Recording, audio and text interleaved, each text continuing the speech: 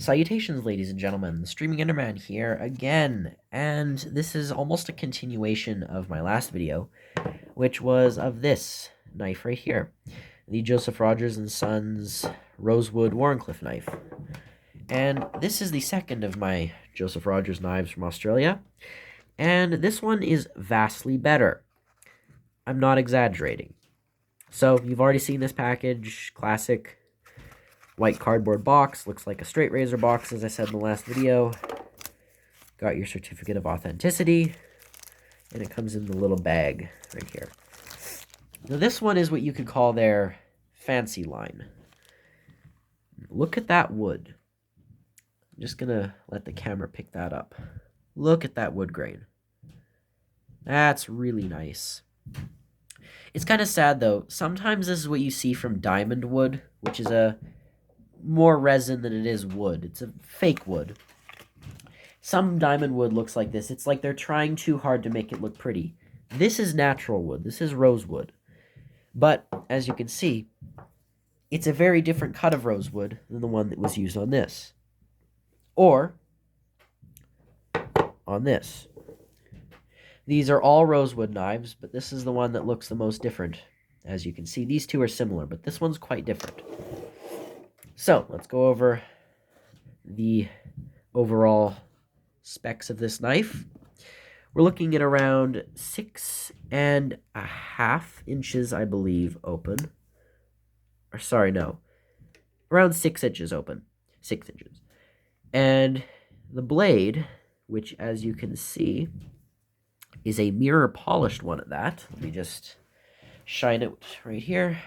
You can see a very nice mirror edge. Unlike the previous Joseph Rodgers knife, which was a satin finish, this one is a mirror finish, and I quite like it, actually. You've got nickel silver bolsters right here on either side, brass liners and brass pins, which are quite flush. Transitions between covers and bolsters are beautiful. Now, before you complain about the lineup between the spring and the blade, this is, I believe, an intentional thing. Every Joseph Rodgers knife I've ever seen has done this. Every single one. As you can see with the other one, this is a common trend. I don't know why, but apparently it's intentional. As you can see, it kind of dips down more than, let's just say, this knife, which is an Arthur Wright & Son. As you can see, this one doesn't dip down as much. But I don't know why they do it. It's, I suppose, their own style. But yeah, you're getting nickel silver bolsters, rosewood scales, brass pins and liners. Very nice cutoff at the back of the spring. As I said, that's one of Arthur Wright's biggest issues, in my opinion, other than their blade centering. As you can see, the cutoff is not so good. Look at that. That really wasn't finished too well. This one, on the other hand, is quite a bit better. The inside is nice and shiny, quite clean. Back spring, also quite shiny. Let me just shine this quickly. You can see the bolsters are starting to darken a little bit. That's just how nickel works. It was shinier, of course, when it first arrived, which was a couple weeks ago. But yeah, here's the Lambsfoot blade that this has. I'm very pleased with this Lambsfoot. It's very aggressive. Unlike even the Arthur Wright, this Lambsfoot is a bit more gradual, if you will. Here, let me explain. So as you can see, the top of this one goes forward and then curves down. But you can see it's a bit more of a gradual curve that starts sooner. This one is an incredibly aggressive curve that really only starts when the blade is nearing its tip. So, different style to be sure. Here they are, side by side.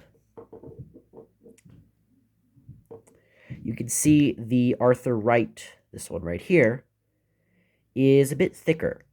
Well, this one's a bit thinner. And I apologize for my stuffed nose. My allergies, for some reason, today are awful.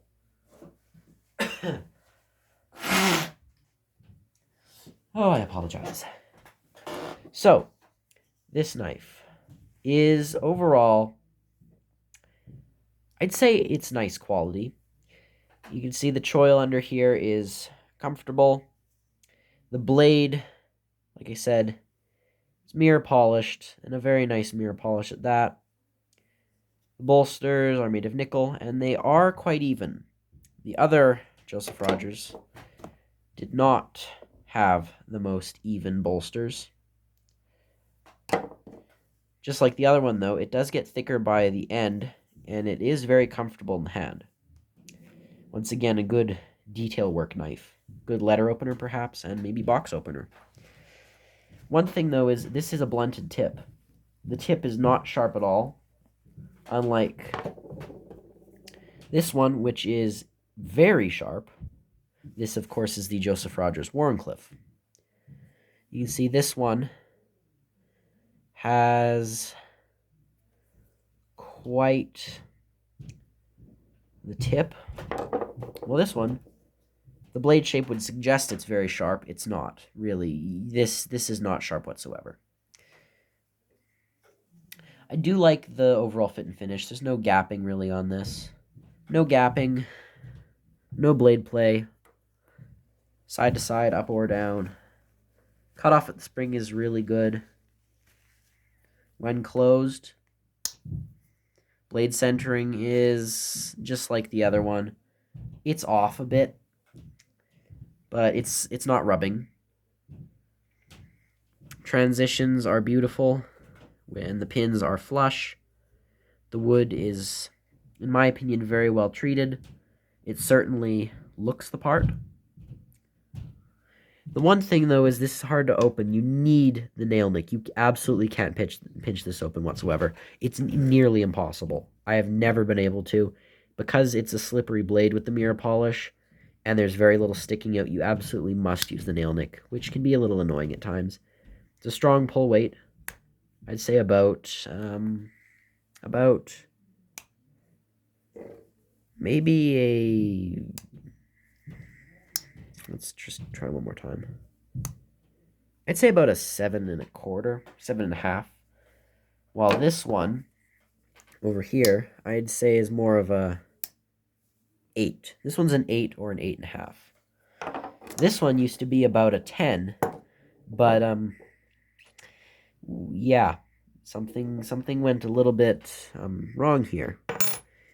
But as I said, I will explain what happened to this in a future video, but that's not for today. So, my final thoughts on this knife. Oh, one thing I forgot to show that I do also quite like. The stamp on this one.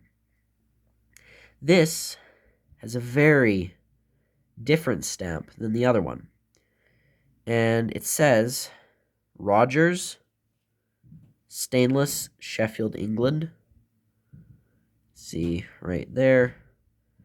It's got the Maltese cross up here, and it says Rodgers Stainless, Sheffield, England. It is very nicely stamped onto the blade, as opposed to this one, which just says Stainless, Sheffield, England. So this one doesn't say Rodgers, this one does. Which could make you wonder if this is somehow a fake, because the fit and finish on this one is far poorer than this one. And overall, that one's just, it's made with much more precision and accuracy. I doubt I got a fake, but you never know. Plus this one, it's kind of sad how this one used a stamped logo that's very easily rubbing off. This one didn't use a logo at all. And my opinion is, if you're not using a logo that'll stay, whether it's a shield or something carved into the wood, then don't use a shield at all. I think they went with a good choice with this one. As much as I like Wharncliffe's, and I like the simplicity of this, I'd have to say out of the two knives, this one is easily my favorite. The blade shape is unique, and I do quite like its utility. The mirror polish is well done. The stamping is great. The bolsters are good.